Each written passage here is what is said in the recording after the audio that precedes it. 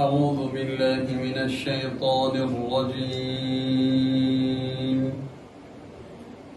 بسم الله الرحمن الرحيم.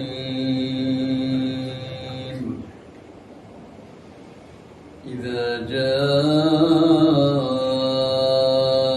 نصر الله والفتح ورأيت الناس يدخلون في دين الله أفواجا فسبح بحمد ربك واستغفره إنه كان توابا. صدق الله العظيم.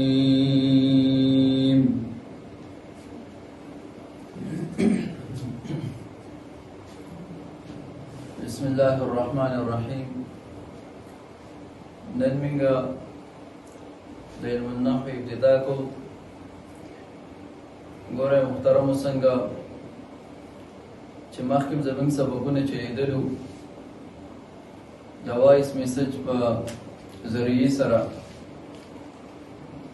نن په دې ورکشاپ کې موږ خپل ملګرو ته دا ښیو چې تاسو په یو اسانې طریقې سره ماشوم په علم النحو کې څنګه روان وي چې په هغه باندې دا طریقه بوج هم نشي او ډېر په اسان انداز سره کوم دي نو د علم النحو ادا زده کړي.